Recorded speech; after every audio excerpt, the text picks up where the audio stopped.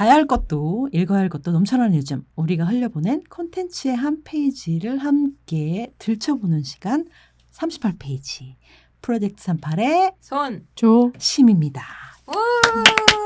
반갑습니다. 네, 반갑습니다. 2부 그러면 우리 또 시작을 해보도록 하겠습니다. 네, 1부 러브라이즈 블리딩 재밌게 들으셨을 거라고 생각을 하는데요. 2부는 손조심이 다시 뭉쳐가지고 작은 코너 오늘의 38페이지 하고 그 다음에 네, 1부 후반에서 여러분들 기대하시라고 공개했던 잔느딜망에 대해서 또 아주 그냥 살근살근 흥미진진한 이야기 해보도록 할게요.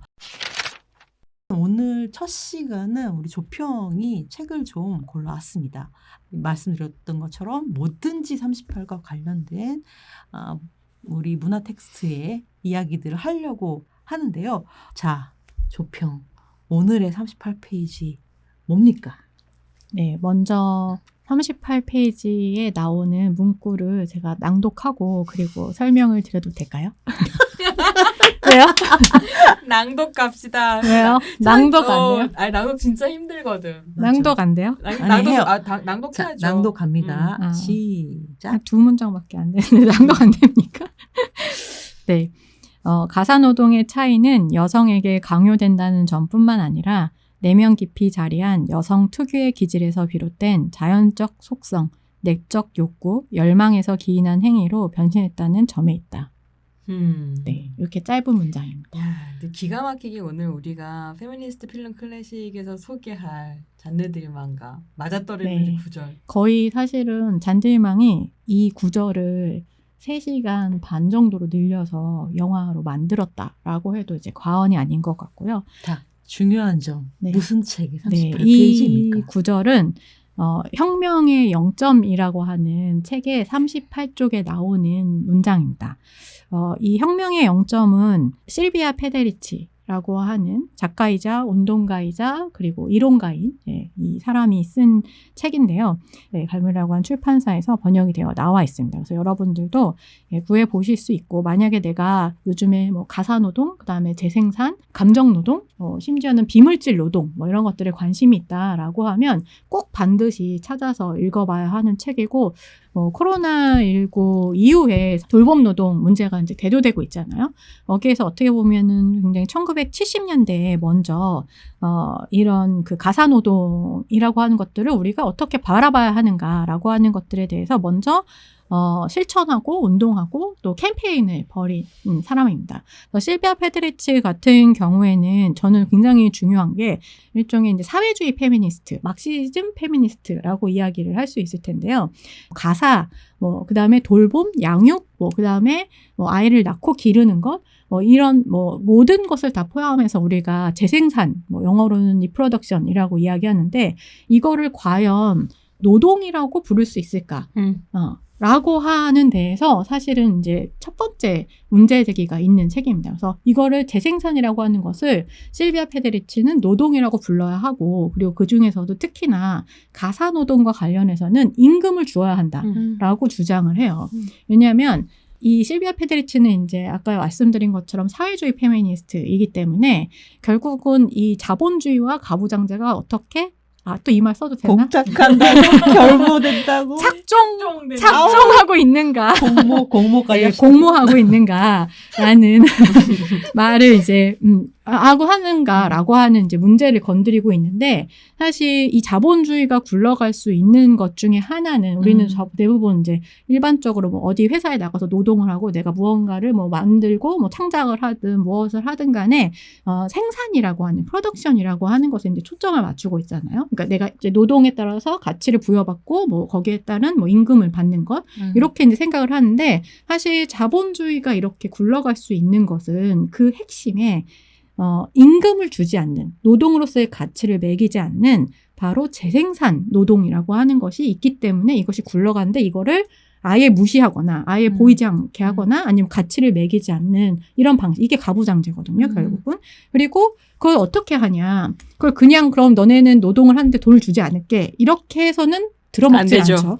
그래서 이게 이제 너가 가사에 이렇게 진심으로 잘 하는 거 이런 거는 너의 어떤 여성성, 너의 여성? 덕성, 본능. 본능에서 여자의 본능. 강요된 거고 네가 이런 걸 하는 거를 잘하지 않거나 좋아하지 않거나 그러면 너는 여성일 수가 없어. 라고 인격과 사실은 결부해서 혹은 그렇죠. 정체성과 결부해서 이 노동을 마치 그냥 우러나와서 이제 자발적으로 하는 것처럼 이렇게 만들어낸다는 거죠. 그래서 이 혁명의 영점이라고 하는 건 결국은 자본주의를 해체시키기 위해서는 바로 이 시작해야 될 예, 지점이 코어, 바로 이 0점에서 임금을 주어버리면 사실 자본주의가 더 이상 굴러가기 어렵다라고 하는 것이 이제 이 책의 주장입니다. 근데 무엇보다 제가 이제 이 책을 가지고 온 것은 이제 우리가 할 잔딜망 때문에 이제 가지고 온 것인데 여기 이 책에 제가 아까 읽어드린 문장이 이제 사랑의 노동이라고 하는 절에 들어가 있거든요. 근데 결국은 실비아 페데리치도 그런 이야기를 해요. 그러니까 이게 어떻게 보면 가사노동이든 뭐 양육이든 간에 사랑이나 혹은 감정적인 혹은 정서적인 교류 이런 것과 분리될 수가 없잖아요. 근데 고민이 되는 건 이런 거죠. 내가 이거를 했는데 이것이 내가 사랑에서 비롯된 건지 강요해서 하는 것인지가 사실 알 수 없다는 거예요. 그래서 우리는 사실 어떤 면에서는 진정한 사랑을 하기가 어려운 거죠. 결국 사랑을 구해내기 위해서라도 실비아 페데리치는 이 가사노동 혹은 재생산에 임금을 부여하고 제대로 된 노동으로서의 가치라고 하는 것을 매겨야 한다라고 주장하는 게 이제 이 문장의 내용입니다. 네. 그래서 가사노동의 임금을이라고 하는 굉장히 유명한 구호가 등장을 하게 되고, 근데 또 다른 한편으로는 이렇게 사회주의 페미니스트들이 가사노동의 임금을 줘야 된다라고 얘기하는 것에 대해서 이제 자유주의 페미니스트들 같은 경우는 가사노동 그만두고 집 밖으로 나와야 된다. 그래서 공적 영역에서 여성이 남성과 동등한 권리와 동등한 의무를 행할 때 여성해방 온다라고 주장하는 사람들의 입장에서는 가사노동의 임금을 주면 다시 이게 저임금 일자리로 여성들에게 재강요될 것이다. 그래서 가사노동의 임금을 주는 것은 전혀 현실적인 해결책이 아니다라고 주장을 하기도 했었죠. 근데 완전히 어떻게 보면 근본적으로 내려가서 가부장제와 자본주의가 만나는 점에 연결고리를 끊고 발본색원하자라고 하는 점에서 사회주의 페미니즘이 훨씬 더 레디컬한 주장을 하고 있을 때 어떻게 보면 이제 그 자유주의 페미니스트들은 현실적인 이야기를 하고 있었다라고도 볼 수 있을 것 같아요. 충분히 그렇게 될 가능성이 있죠. 그쵸. 왜냐하면 지금 그런 일이 매우 일어나고 그렇죠. 있잖아요. 그래서 외주화라고 하는 돌봄 노동을 실질적으로 임금을 받고 하는 대부분은 이제 여성들이 많이 책임을 지는 그 노동 현장에 가보면 저임금의 불안정에 그리고 때로는 이제 임금이 더 싸게 줄 수 있는 그런 그러니까요. 시스템까지 만들어서 다른 국가에서 이제 노동 인력을 이렇게 되는 데려온다든가 거죠. 그러니까 이렇게 가사노동의 성격 자체를 바꾸지 않은 상태에서 여성들이 가사노동에 손을 뗐을 때 가사노동에 공백이 생긴다라는 상황이 벌어지고 그러면 이걸 뭘로 채워넣냐면 더 저렴한 노동력으로 채워넣자라고 하고 한국 같은 경우에는 그래서 필리핀에서 저렴한 노동력을 수입해오자 이런 식으로 해결한다는 상상력밖에 안 굴러가는 거죠. 가사노동에 성별에 상관없이 당연히 인간이 해야 할 돌봄을 모든 사람이 그러니까 어떻게든 책임을 지려고 노력한다라고 하는 방식의 질적 전환이 있지 않으면 계속해서 외주화하고 계속 저렴한 노동으로 만들어버리고 그럼 더 이제 공백만 생기고 그래서 저는 그거 너무 충격적이었어요. 그러니까 저렴한 인력을 사와서 해결하자라고 정치인들이 말하고 그러니까 필리핀 정부에서는 대한민국에 필리핀 노동자 못 보내겠다. 이렇게 말도 안 되게 후려치는데 어떻게 보내냐 이렇게 나오고 근데 결과적으로는 그런 식으로 이제 노동자들 모셔와서 지금 또 이제 난리가 났잖아요. 그렇죠. 제대로 임금 안 그것조차 주고. 운영하지 못하는. 네. 그러니까 그래서 가사노동 자체의 어떤 생각을 바꿀 필요가 있다. 그래서 아까 말씀하신 게 정말 핵심인데 모든 사람이 그러니까 상호적으로 돌보고 가사노동을 하는 사람이 되는 게 맞죠. 당연히 이제 그게 같이 일어나야 되고 정말 근본적으로 어떻게 보면 이 시스템 자체를 정말 혁명하고자 하는 그런 목적에서 이야기한 그런 캠페인성의 글이라고 이야기할 수 있습니다. 근데 재밌는 게 실비아 페데리치와 그의 동료들이 가사노동의 임금을이라고 얘기했을 때 제일 많이 나왔던 질문 중에 하나가 그럼 누가 줄 건데? 였다고 해요. 근데 이제 페데리치와 그의 동료들의 대답은 이 자본주의 안에서 기업이 버는 이윤의 총체라고 할 수 있는 국가에서 담당해야 된다.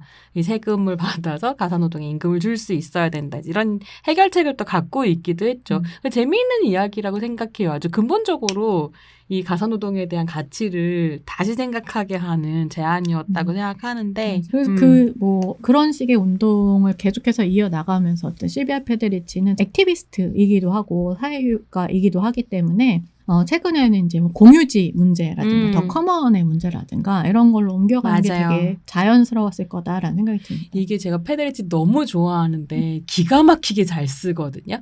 근데 저는 혁명의 연점보다 더 좋아하는 건 캘리번과 마녀를 너무 좋아하고 사실 캘리번과 마녀에서 다루고 있는 이야기가 어떻게 자본주의 초창기에 그 공유지를 뺏음으로써 여성들이 빈민으로 몰락하는가라고 하는 것. 그 자본주의 초창기에 자본이 자기의 이윤을 늘리기 위해서 시초자본이라는 게 필요하잖아요. 씨앗머니 이걸 만들기 위해 어떻게 여자들을 마녀로 몰아서 재산을 뺏고 그다음에 공유지를 뺏어가지고 농민들을 빈민으로 만들면서 자기 배를 불리고 또 식민지로부터 자기 배를 불리고 이런 거 이제 분석하고 있는 책인데 너무 재밌습니다.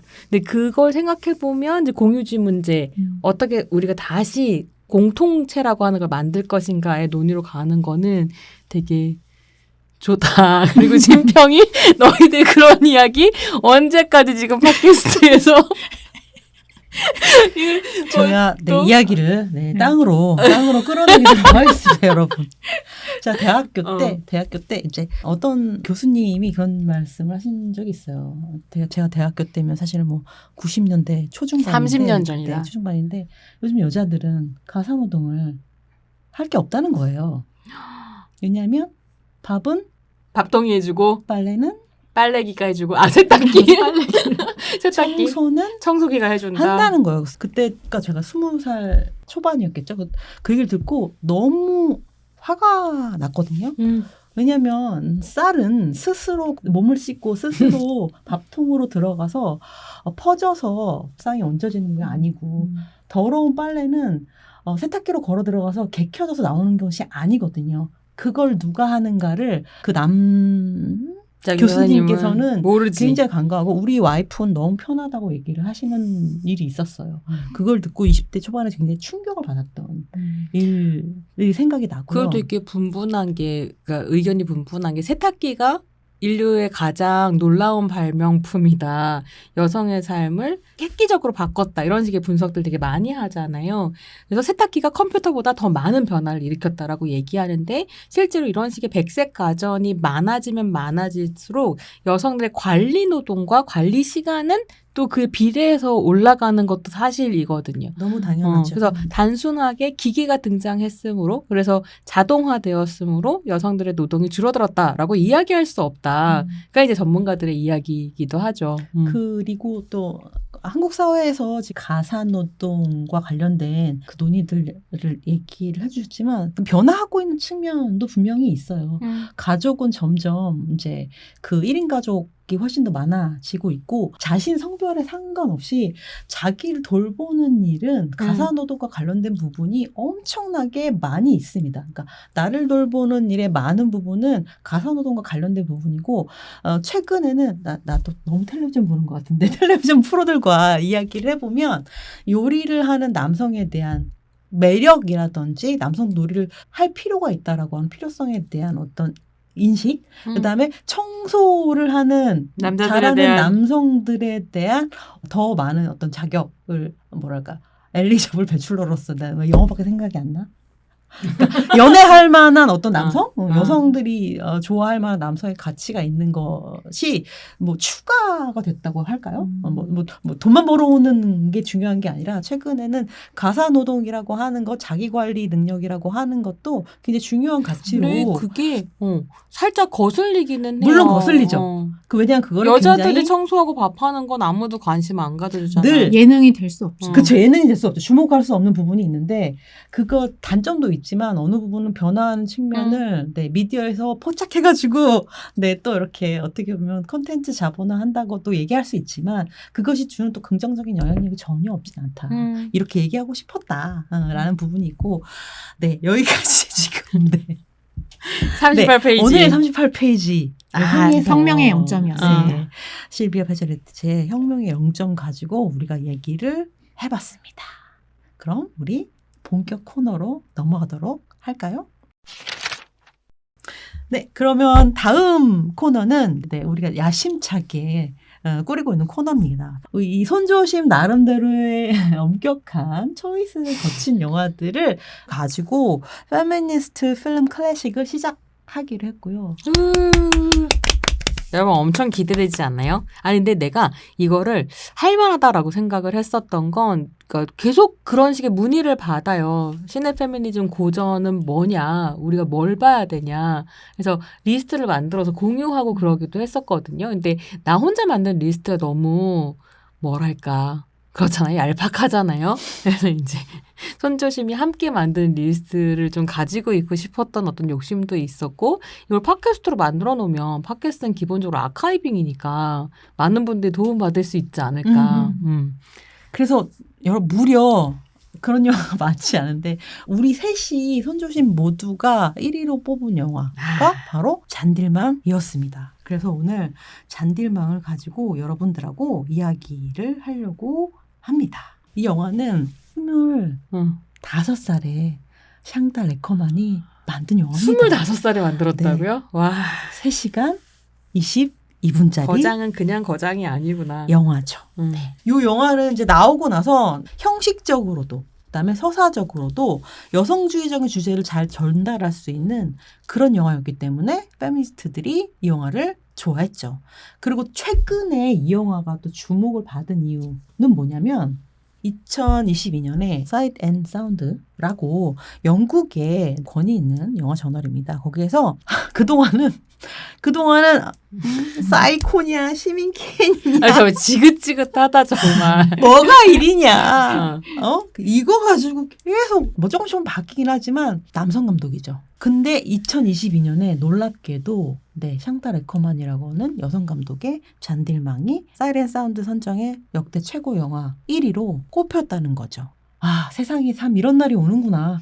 놀라운 변화긴 한 것 같아요. 엄청 놀라운, 그러니까 미투 위드 운동과 그다음에 페미니즘의 새로운 물결이 영화 1위도 바꿔놓는 흥미로운, 그러니까 어떻게 보면 참 뭐라 할까, 페미니즘의 주류화가 이 영화에 또 이렇게 온다고?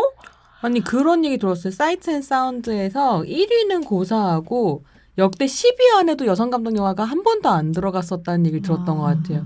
근데 이제 잔딜방이 2022년에 1위에 꼽힌 거야. 근데 아무래도 확인을 해봐야겠지만 선정위원회 구성 변화가 분명히 있을 거라고 생각해요. 왜냐하면 이제 영국 같은 경우에 다양한 인적 구성이라고 하는 것이 늘 굉장히 중요한 포인트이기 때문에 엄격하게 사실은 되게 정하기 때문에 아마 선정위원회 바꾸면서 이런 결과가 나오지 않았을까. 그럴 수 있죠. 추정을 좀 해볼 수 있어요. 여러분 심사나 예를 들면 뭐 이렇게 위원들의 성별 비율 같은 것도 이런 걸 뽑는 데 중요한 역할을 합니다. 세대 변화도 분명히 있었을 그렇죠. 거고요. 그렇기 때문에 이게 뭐 전 지구적인 어떤 흐름이나 어떤 분위기의 변화, 이데올로기적인 변화 같은 것도 있지만 그게 정책이나 행정 단위에도 영향을 미쳐가지고 오늘날 우리가 잔딜망을 영화사를 빛낸 1위 영화로 볼 수 있게 된 시점이 무려 그게 2년 전부터 시작이 되었다라고 할 수 있는 게 굉장히 중요한 포인트. 아, 우리 더 열심히 해야 되겠네요. 이제 시작이네요. 네, 그러므로 잔딜망을 오늘 다시 얘기하는 건 필요한 일이다라고 생각을 했던 거죠. 네.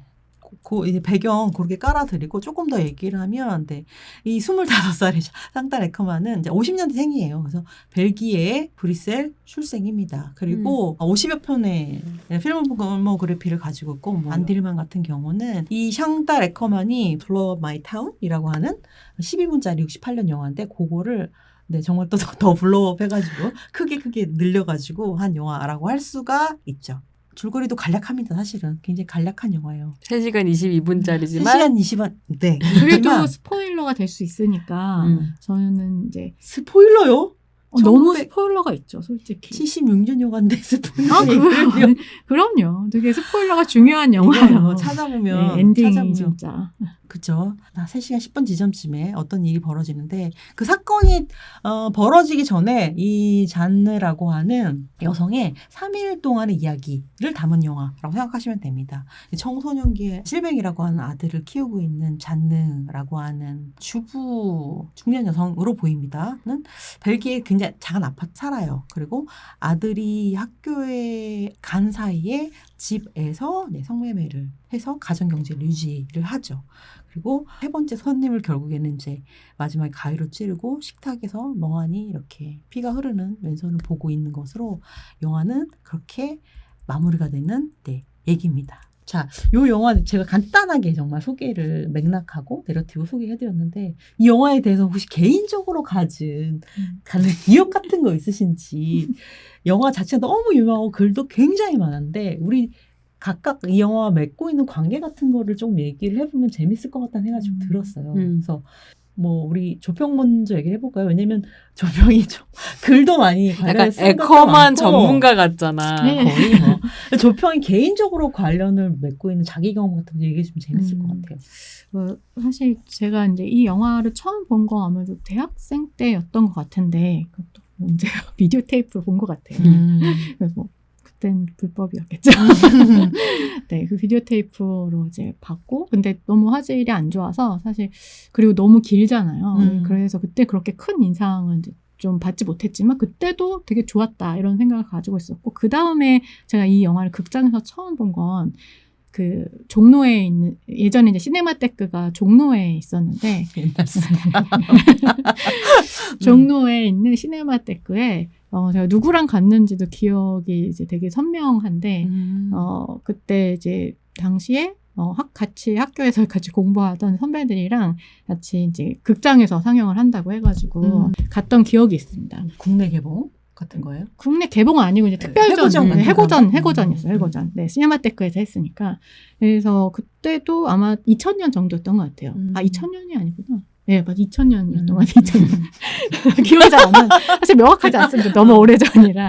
근데 이제 그 영화를 보고 내가 이제 영화 공부를 계속 해도 되겠다. 그때 이제 대학원 다닐 때였는데 영화 이론으로 어쨌든 공부를 하고 있을 때라서 내가 이쪽으로 계속 가야겠다라고 하는 확신을 줬던 그 에커맨이요? 네, 에커맨 영화였고 나는 이거다라는 생각이 들었던 것 같아요. 그래서 이제 제가 뭣도 모르고 영화 현상학이라고 하는 걸 하게 된 것도 그러니까 석사 논문을 제가 이제 영화 현상학에 대해서 썼는데 이 체험을 도대체 어떻게 설명해야 될까? 영화적 체험을 그런 어떤 되게 나름의 제 인생 영화 제가 계속 공부를 하게 동기를 불어넣어준 영화라고 이야기를 할 수 있을 것 같아요. 아마 제가 그냥 사람들이 넌 좋아하는 감독이 제일 누구냐라고 하면 에커만을 저는 망설임 없이 사실은 뽑고 있어요. 그러면 손평은 어떻게 만났나? 저는 그러니까 사실은 장르 영화를 여전히 공부하고 있잖아요. 장르 영화를 좋아하고 이렇게 3시간 20분 동안 가만히 그러니까 장르가 아닌 상태에서 삶이 흘러가는 영화들이나 이런 거에 대한 취향 자체가 없었던 사람이에요. 근데 이제 대학원에 들어가서 막 페미니즘이 뭔지도 모르는 상태에서 나는 페미니스트라고 막 이야기하고 이러는데 선배들이 다 막 에커만 얘기하는데 난 한 번도 그 사람 영화를 본 적이 없고 그래서 되게 어렵게 구해서 나도 비디오나 이런 걸로 봤던 것 같아. 근데 보면서 너무 고통스러웠어요. 그때 도대체 무슨 일이 벌어지고 있는지도 모르겠고 왜 내가 이거를 3시간 20분씩 보고 있어야 되는지도 모르겠고 그게 첫 번째 경험이었고 그 다음에 어디 이제 대학에 강의를 하면서 대학원 강의였는데 40-50대 학생들이 듣는 수업이었어요. 그러니까 보통 현장 활동가들이 대학원 공부하러 오시는 그런 이제 수업이었고 거기에서 이제 가사노동에 대해서 이야기를 하면서 갑자기 이 영화가 생각이 나서 선생님도 한번 보고 오시고 저도 보고 오고 같이 토론을 해보자. 이거 진짜 페미니스트 고전이다. 이러면서 봤는데 완전히 달라. 한 10년 훨씬 지난 다음에 본 거죠. 완전히 다른 경험이었고 너무 충격을 받은 거예요. 이게 이렇게 여러 가지 레이어를 가지고 있는 심지어 아름다운 작품이라니 라고 하는 것에 이제 충격을 받았고 이번에 또 이거 준비하면 다시 보는데 그때 못 봤던 게 또 보이는 거예요. 왜냐면 그 이후로 내가 내 삶을 스스로 건사하면서 실제로 가사노동이라는 걸 하고 있는 상황에서 보는 영화는 또 다르더라고요. 저 이제 못 봤던 것들이 매번 볼 때마다 이제 새롭게 보인다. 그래서 되게 재밌다. 근데 내가 이 영화를 그 40, 50대 선생님들이랑 보면 정말 크게 깨달았던 건 뭐냐면 한 15분 정도가 듣는 수업이었는데 14분이 중년 여성이었고 한 분이 중년 남성이었어. 그럼 나는 궁금했던 거야. 이 중년 남성의 잔느들망의 관람 경험이 어떨까. 근데 너무 웃긴 게 뭔 줄 알아요? 영화를 보고 왔는데 이 14분의 선생님들은 하나도 안 지루했다는 거야. 너무 재밌었다는 거야. 여자분 대단한데. 대단한데요? 그리고- 사실 지루한데. 이게 전 너무- 인생 영화지만 지루합니다. 너무 당신들이 집에서 하는 일을 보는 것 같고 되게 흥미로웠다. 그랬는데 중년 남성 선생님이 그런 얘기를 하는 거예요. 내가 죽었는데 내 와이프가 저렇게 살아야 된다고 생각하니 너무 슬펐다. 엄마가 간장 포인트인 거야. 너무 충격받은 그럴 게 수 있어요. 근데 3시간 20분 동안 주인공은 잔느들망이고 잔느들망의 관점에서 쭉 진행이 되는데 그 영화에 단 한 번도 등장하지 않는 사진으로만 존재하는 남편에게 감정이입을 한다는 그치. 것이 되게 흥미로웠고 그 군복을 입은 그 거의 마지막에 등장하는 사진에 있는 사진 액자로만. 그래서 이게 나는 영화가 사실 지금 많이 달라지고 있지만 사실 최근까지도 굉장히 남성 주인공 영화가 훨씬 많고 여성 관객들은 훨씬 더 유동적으로 남성에게도 이입하고 여성에게도 이입하고 다양한 캐릭터들한테 이입하면서 보는 훈련이 되어 있다면 어떤 남성 관객은 여자만 등장할 때 도대체 누구에게 이입해야 될지 모를 수도 있겠다. 그게 이제 제가 잔들만과 맺고 있는 관계랄까요? 저는 되게 동일한 경험을 한 적이 있습니다. 제가 이거 대학에서 강의를 하는데 이 영화를 거의 매 학기 하는 것 같아요. 근데 지금은 사실은 그런 거 거의 없어졌는데 한 10년 전만 해도 매 학기 그런 학생들이 있었어요. 확실히 남학생들 중에 어디다 동의시를 해야 될지 모르겠는 거예요. 그래서 확실히 그 아들에게 동의시를 하거나 남편에게 정말 동의시를 하거나 그 사진 한 장으로 나오는 사진 한 장으로 나오는 정말 진짜 신기하다. 저도 신기하다는 생각을 했습니다. 근데 물론 그렇다고 성구매자 남성에게 동의시를 하지는 않습니다. 그렇다고 해도 왜냐하면 그 사람들은 피해자이기 때문에 크게 얘기하진 않겠지. 피해자이기 때문에 전 피해자이기 때문이라고 생각해요. 왜냐면 마지막에는 결국 피해자가 되는 셈이니까. 재밌다. 나도 아마 조평 비슷한 시기에 봤던 것 같아. 석사 때 전주영화제 갔다가 본 것 같은데 극장에 가서도 잤다. 아니 자고 일어나도 영화가 끝나지 않더라. 그냥 그때는 나도 그랬던 것 같아. 잔들망. 그렇게 화제되는 잔들망을 봤다라는 나 자신 자체에 어떤 약간 뭐랄까. 만족. 배지 하나 얻은 것 같은 느낌? 나 이 페미니스트 고전 내가 극장 가서 봤다라고 하는 배지 정도로만 그때 생각했던 것 같아요. 그리고 그 다음에도 한번 어디에서 뭔가 나도 강의를 하려고 해서 한번 봤던 것 같고 그다음에 요번에 또 봤는데 요번에도 되게 재밌게 또 너무 색다르게 재밌더라고. 봤던 것 같아요. 그리고 그 사이에 나 같은 경우는 개인적으로는 결혼을 했는데 결혼이라고 개인적으로 하는 거를 결혼하셨으니까. 개인적으로 했어요. 네, 개인적으로 사적으로 결혼했는데 그 이후가 이전에 이 잔들만 보는 게 조금 나의 위치가 바뀌니까 좀 다르게 많이 보였던 것 같아요. 아까 그 학생분들 중에 중년의 여성분들이 많이 얘기했잖아요. 그 집에 공감한다. 있는 나를 보는 것 같은 생각이 나도 많이 들었어요. 나의 어떤 포지션이 좀 바뀌니까 이 관객으로서 또 다르게 보는 게 있었던 것 같고요. 재밌었던 건 뭐냐면 최근에 우리 직장 동료님이 이제 호주에서 아주 오랫동안 혼자 직장에 다니면서 그 아이들을 키워야 하는 게 한 10년 정도 있었대요. 잔들방과 좀 비슷하잖아요. 비슷하잖아요, 느낌이. 근데 이 선생님 살던 집이 교회에 주택가들만 있는 그런데 정말 가족들이 사는 그런 집을 사셨나 봐요. 근데 한국도 엄마들은 또 뭐 호주건 미국이건 과외해야 되지 않습니까? 그래가지고 일주일에 몇 번씩 이제 과외 선생님을 이제 애들이 둘이니까 불렀다는 거예요. 주중에. 근데 남자가 다른 이제 주변에서 보기에 집에 와가지고 2시간 정도 있다가 나가니까. 주기적으로 아. 차를 타고 간다는 거야. 어. 그러면서 어느 날 이제 옆집인지 아랫집인지 사람 부부가 와가지고 너한테 꼭 얘기를 해줘야 되겠다라고 하면서 그거 무슨 일이냐. 왜 남자들이 와서 그렇게 그리고 짧은 반바지를 입고 이 여자 다니지? 남자들은 자꾸 왔다 갔다 하지? 그러니까 주변에서 이 선생님을 안 좋은 시선으로 집에서 성매매를 마치 한다고 잔들방처럼 생각하는 것처럼 자기한테 얘기를 해줬다는 거야. 앞으로 짧은 치마도 입지 말고. 어머 별일이다. 짧은 반바지에 대한 간섭이 심한 거고. 그래서 그 얘기를 들으면서 잔들방이 딱 떠올랐어요. 이 여자가.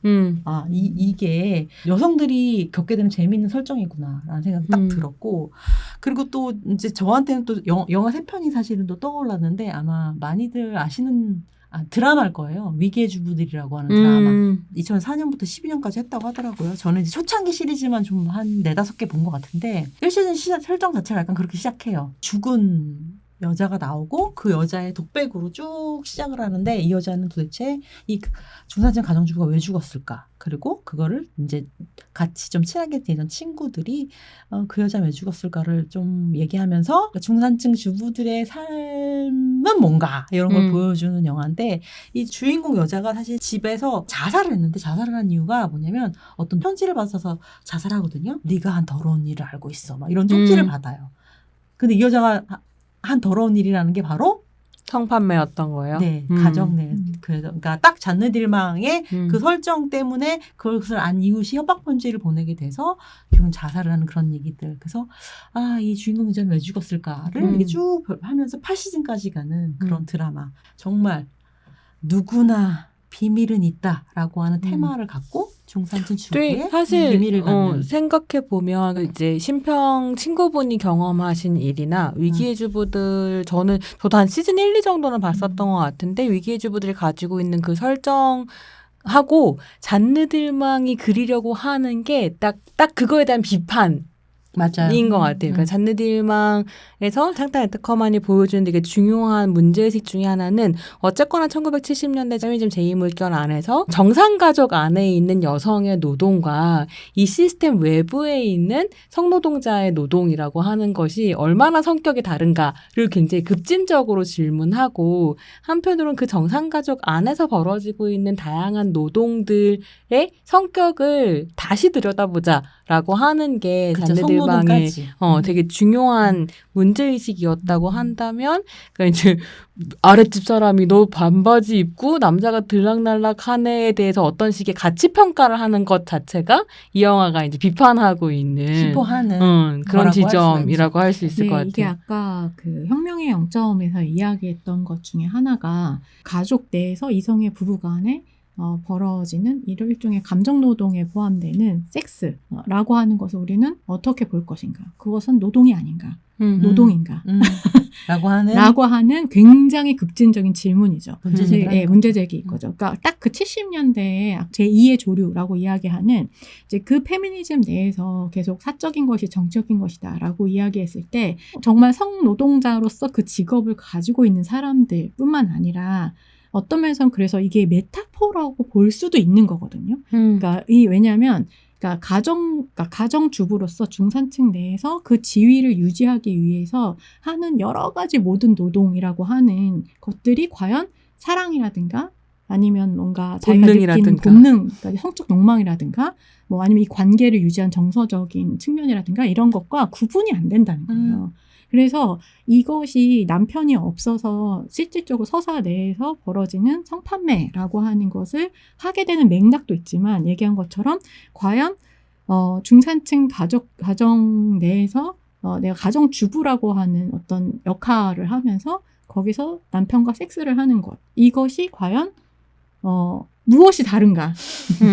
라고 하니까 임금을 만약에 준다라고 한다면 맞아요. 거기까지 그럼 임금을 줘야 돼? 이런 질문을 사실 던져볼 수 있잖아요. 가상노동뿐만이 아니라. 네, 그래서 아까 제가 말씀드린 것처럼 사실 어디까지가 사랑이고 어디까지가 사랑인지 알 수 없기 때문에 오히려 사랑이 오염된다고 본 거예요. 그러니까 이게 되게 급진적인 어떤 질문을 그 당시에 질문을 던지고 있다라고 이야기해볼. 그렇기 때문에 이 남편의 부재라고 하는 것이 근데 왜 남편이 갑자기 맨 뒤에 사진 프레임으로 나타났어?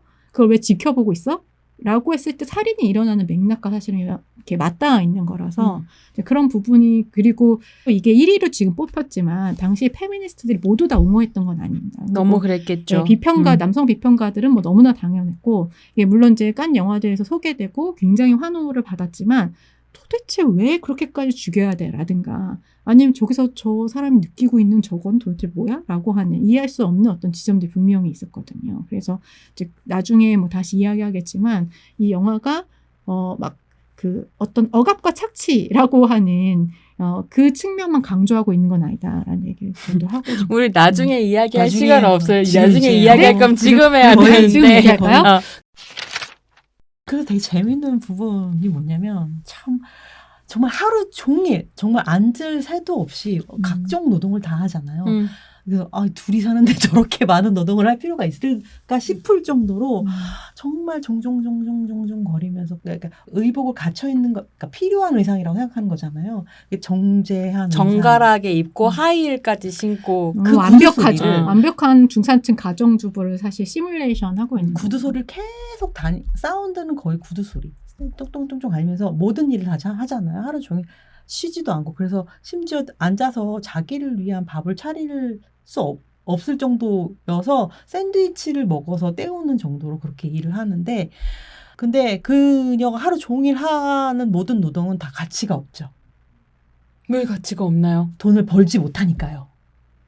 그녀가 버는 돈은 성노동을 해서만 그러니까, 돈을 벌 수 있는 걸로 영화에서 등장하죠. 근데 가부장제적 자본주의 안에서 가치가 없는 것으로 여겨지지만 이 영화에서 그렇게 실제로는 삶을 가능하게 하는 노동이고 그 삶을 가능하게 하는 노동이 어느 순간 이 여성의 심리 상태에 따라서 어긋나기 시작할 때 사실 삶이 무너져 내리는 순간들을 이 영화 포착하고 있기도 하잖아요. 그러니까 가치가 있는 노동인 거지 사실은. 그렇지 가치가 있지만 하지만 이제 그 영화 돈으로 환산되지 않을 절대 뿐이죠. 그렇게 되지 않죠.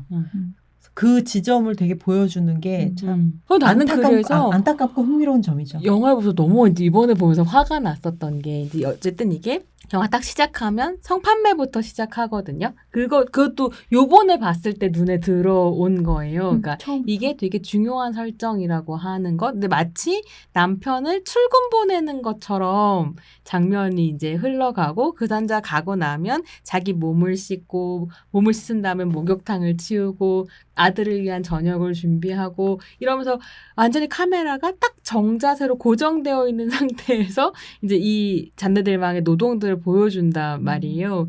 그러면서 이 3일 동안 똑같은 노동이 반복되지만 절대로 같은 방식으로 반복되지 않는. 근데 여기서 화가 났던 게 뭐냐면 아들놈의 새끼가 아무것도 안 하는 거야. 그러니까 아들이 하기는커녕 뭐라고 하죠. 지적질이나. 계속 문제를 일으키니까 뭐랄까 엄마를 괴롭히고 먹으라는데 안 먹고 자기 이부자리 하나를 안 치운다. 근데 이게 나 스스로가 충격을 받았던 게 25년 전에 영화를 봤을 때는 그게 그렇게 이상하지 않았던 거예요. 그래요? 아들이 아무것도 치우지 않는다는 거에 대해서 큰 이질감을 못 느꼈던 거야. 근데 이번에 보니까 저렇게까지 아무것도 안 할 수 있는가가 너무 짜증이 나는 와중에 이제 아들이 막 그런 얘기 하잖아요. 엄마한테 막 말을 걸어. 자꾸 성적인 질문을 하잖아요. 이 대화라고 하는 게 거의 없고 그 대화가 유일하게 지속되는 게 자기 전에 아들이 엄마한테 한마디씩 하는 게 그게 유일한 대화죠. 이틀 동안. 그래서 뭐 그런 얘기 여자는 불가능한 거 아니냐. 그리고 그런 대화의 주제가 다 사랑?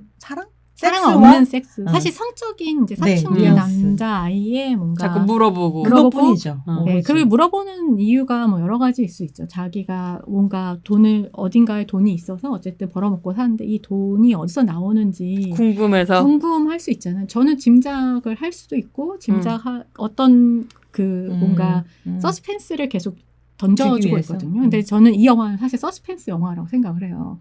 전체적으로 어떤 리듬이라든가 이런 것들을 만들어내는 게 서스펜스 자체가 지연하다라는 뜻이에요. 그래서 서스펜스는 지연에서 오는 것이기 때문에 이제 장르 전문가가 여기 있긴 하지만 네, 그래서 이 서스펜스의 리듬이라고 하는 것을 그러니까 첫날부터 사실 마지막 날까지 3일 동안 계속해서 일이 반복되고 있는데 사실 그 조금씩 어긋나는 그 지점 무언가 일어날 것 같은데 짐작은 하지만 무엇이 올지 모르기 때문에 느껴지는 그 서스펜스라고 하는 것이 저는 이 영화를 굉장히 효인력 있게 끌고 가는 지점 중에 하나다라고 이야기할 수 그거는 어떤 면에서 가사노동이 가지고 있는 지루함과 반복이라고 하는 리듬 속에서 오고 있다라고 이야기할 수 있을 것 같아요.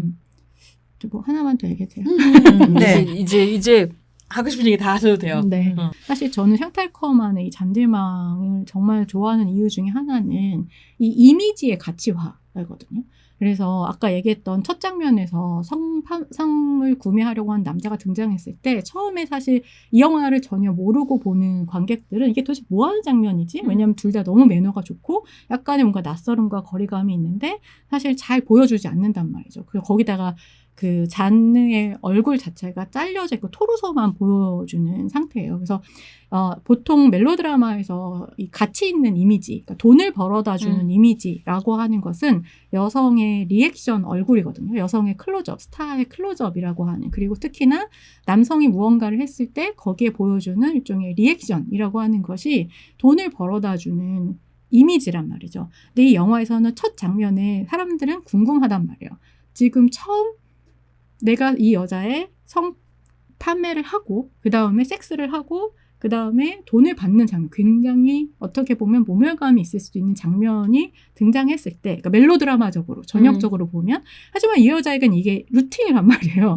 그냥 일상적인 사실 가사노동과 어떤 면에서는 물론 다르지 않은 물론 다르겠죠. 왜냐하면 다르지 않게 자기가 단돌이 해놓는 그러니까 심적으로 다르지 않을 거야 라고 해서 계속해서 루틴으로 만들어 놓은 굉장히 단단한 어떤 면에서 노동인데 이 여자가 이 돈을 받는 순간 사람들은 어떻게 생각하냐면 모멸감을 느끼는 얼굴을 보여줘야 돼.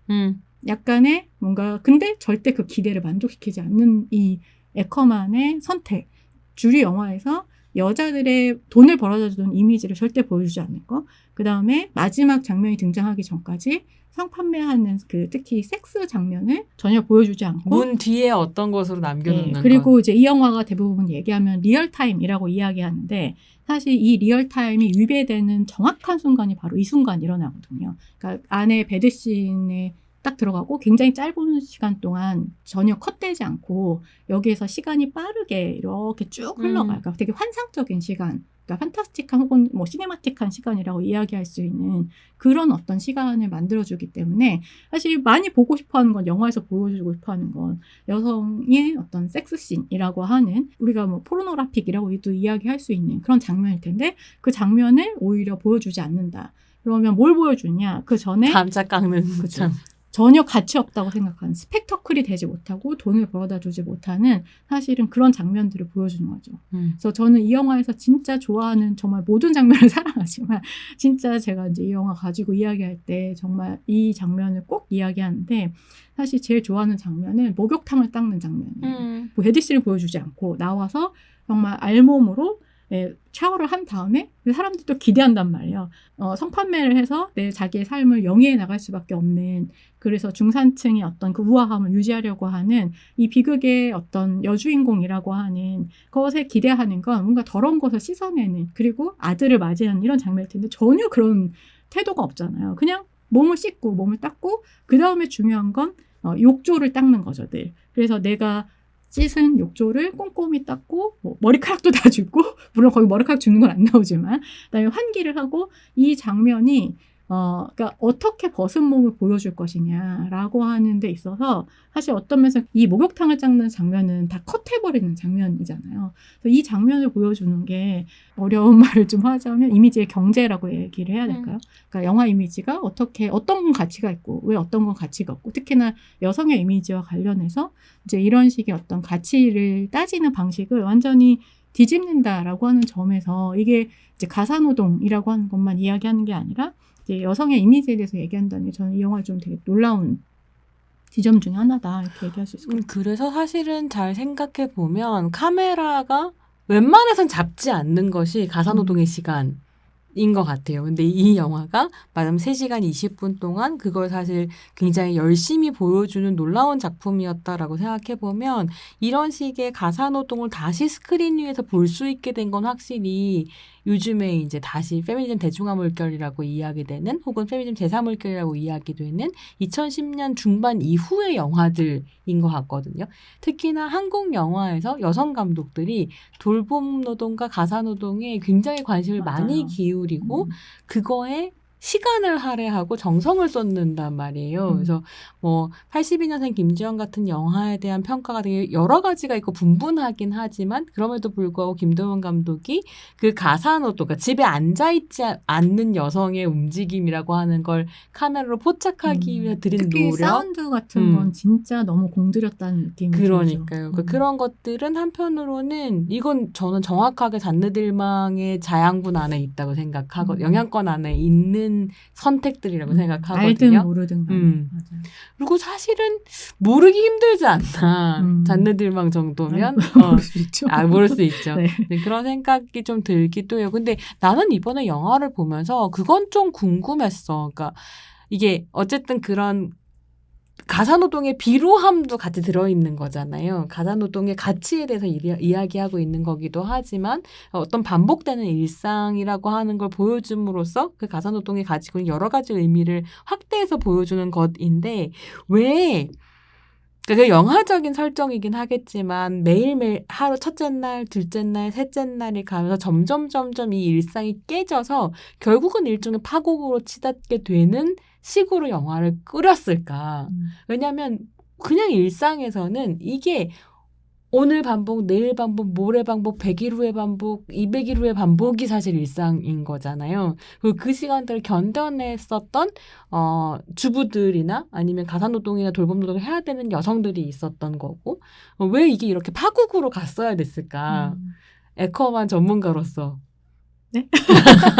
근데 저는 이제 이 영화가 결국 지금 얘기한 뭐 100일이든 200일이든 몇 년이든 뭐 수십 년이든 간에 그 수십 년의 마지막 3일이라고 생각을 하거든요. 그러니까 이 모든 시간을 그렇게 반복해서 단단하게 아마 만들어 왔을 거예요. 그리고 이 잔느라고 하는 사람의 전 캐릭터가 정말 너무 재밌는데 사실 전 어떤 위선도 있다고 생각하거든요. 위계주부들도 마찬가지지만 왜냐하면 자기는 이미 굉장히 경제적으로 안 좋은 상황에 있고 사실 뭐 남겨진 유산도 없는 것 같고 그리고 자기가 벌어서 이제 살 수밖에 없는 베이비시팅 하고 이제 이 성판매밖에 없는 지금 상황이잖아요. 그리고 되게 경제적으로 안 좋다라는 걸 알 수 있는 건 잔디망 원래 원제가 뒤에 이렇게 주소가, 브뤼셀에 집 주소가 붙어 있는데 이 집 주소가 진짜 중요하거든요.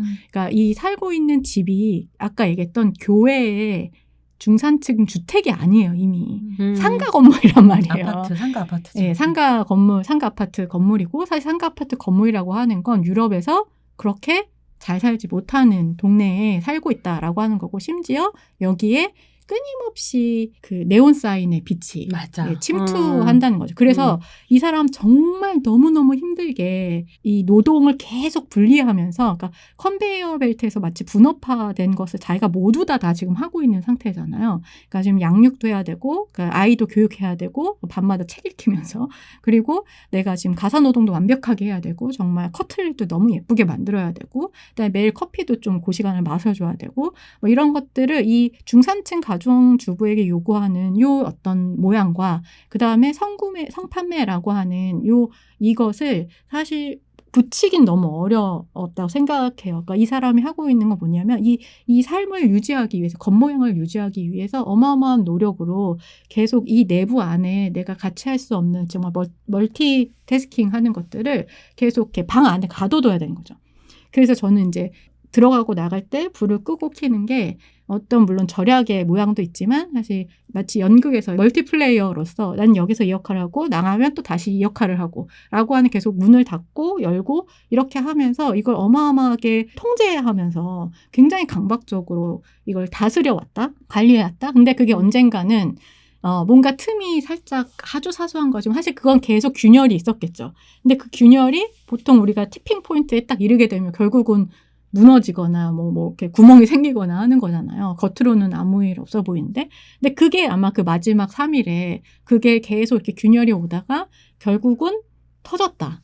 라고 이야기할 수 있을 것 같아요. 마지막 3일이다. 그 어떤 시간에 그 사전의 시간들이 쌓여서 정말 그 마지막 3일을 사실 보여주는 거죠. 그리고 또 저는 이제 아까 얘기했던 그 균열의 지점들이 이제 여러 지점들이 있는데 그 마지막 균열은 뭐였냐라고 하면 저는 마지막에 마지막 유일하게 보여주는 그 섹스씬이죠.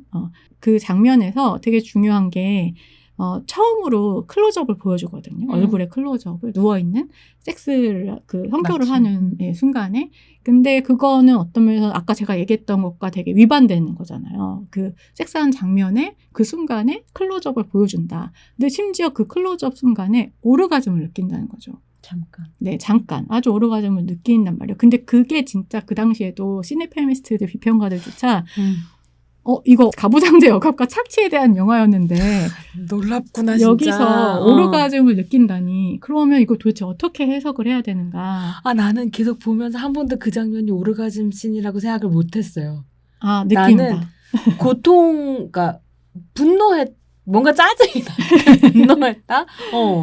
느끼는 순간, 그러니까 쾌락의 순간이다라는 생각을 나는 못했었던 것 같아. 쾌락의 순간이고, 그게 뭐 이렇게 막 전형적인 방식은 아니지만 심평은 그러니까 알죠. 이게 전체적으로 사실은 이 내러티브라고 한다면 이건 멜로드라마 내러티브여야 되는 거잖아요, 사실은. 그리고 헐리우드의 멜로드라마적인 방식을 사실 거의 다 꼼꼼하게 다 뒤집은 방식의 미학인 거잖아요. 모두 다가. 앵글부터 미학부터. 내러티브는 동일할 수 있는데 모든 장면이 다 상영 시간부터 앵글부터 표현하는 방식이 모두 다 그렇다. 대사 하나하나까지 반헐리우드적이다라고 난 너무너무 느꼈어요. 이건 멜로드라마를 깨기 위한 방식이다 라고 엄청나게 많이 느꼈던 것 같아요. 그리고 그 마지막 3일이 어떻게 파열되기 시작하냐면 캐나다에서 온 언니 편지로 시작해요. 어떻게 보면 잊고 있었던 거를 자꾸 언니가 자극을 하죠. 뭐라고 얘기하냐면 그 편지가 이제 아들하고 같이 있는데 정보를 거의 주지 않거든요. 자기 자신에 대한 정보를 거의 많이 주지 않는데 편지와 아들하고 대화해서 이 여자 상태를 좀 추론을 할 수가 있거든요. 이 여자가 지금 이게 지금 1976년이잖아요. 76년이고 아들이 지금 한 17살? 16, 17살 정도 돼 보이죠. 그렇게 되고 그러니까 회고적으로 생각하면 이제 아들하고 무슨 얘기를 하냐면 언니랑 이 잔느 같은 경우는 전쟁 고아예요. 전쟁 고아입니다. 지금 2차 세계대전 끝나고 벨기에에 있는 유태인까지는 좀 어쨌든 전쟁 고아라고 할 수 있어요. 그리고 자매가 부모님이 다 돌아가셨다고 얘기하거든요. 그거는 이제 전쟁 때 부모님을 다 돌아가신 거고, 그리고 고모들하고 살아요. 고모들하고 살았는데 고모들하고 너무 살기 싫었던 거죠. 고모들도 자꾸 이제 얘네들을 어떻게 해서든지 내보냈으면 좋겠다. 근데 어떻게 얘기하냐면 이제 언니의 편지에서 보면 자기는 이제 남편을 만나서 캐나다로 간 거예요. 그리고 남편도 군인으로 만난 것 같아요. 보면 이제 우리는 그들한테 꽃을 줬고 그들은 우리한테 초콜릿을 줬다고 얘기하거든요. 그래서 그 남자랑 어떻게 우연히 이제 자꾸 고모는 자꾸 이 성장한 조카들 결혼 내보내려고 하고 이렇게 친구들하고 어울리다가 이 남자를 소개받아가지고 어쨌든 결혼을 하게 된 거죠. 그 남자랑 그러니까 잔느는 결혼할 생각이 없었다고 얘기하거든요. 결혼이 뭔지도 몰랐고 내가 가정을 꾸리고 싶어하는지도 몰랐고 아이를 낳고 싶어하는지도 몰랐는데 그냥 그렇게 전쟁 고아의 삶 같은 이 벨기에에서 어떻게 진행되는지를 약간 보여주는 맥락이 있어요. 근데 그래도 그 와중에 캐나다로 연합군이었나? 어쨌든 캐나다로 간 언니가 계속해서 편지를 하고 그다음 좀 자기 남편이 죽은 지 한 6, 7년 정도 됐는데 살기 어려우니까 언니가 캐나다에 있는 벨기에보다 6, 7년 정도 경제적으로 앞섰다고 하는 저기 캐나다에서 물건들을 보내주죠.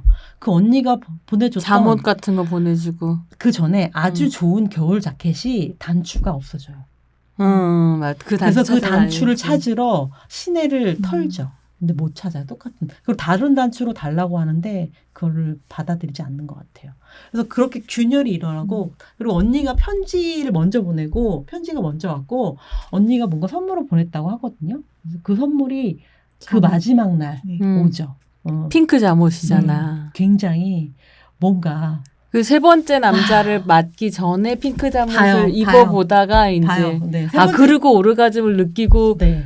혼란에 빠진 그렇다고 나는 생각이 근데 들었어. 혼란에 빠졌다라기보다는 저는 그게 사실 커피 맛이 달라진다거나 아니면은 단추가 뭐 그 찾을 수 없다거나 라는 그 아니면 모든 게 감자를 태운다거나 하는 이 모든 것에 그냥 계열체, 그러니까 동일한 선상에, 그러니까 우리가 뭐 오르가즘을 느끼는 게 더 막 극적이고 이런 게 아니라 사실 굉장히 동일한 선상에서 지금 괴로 가는 거죠. 예, 그래서 동일한 균열이라고 이 생각을 할 수 있고 자기가 그 전에도 아마 오르가즘을 느꼈을 수 있고 그 전에도 감자를 태웠을 수 있거든요.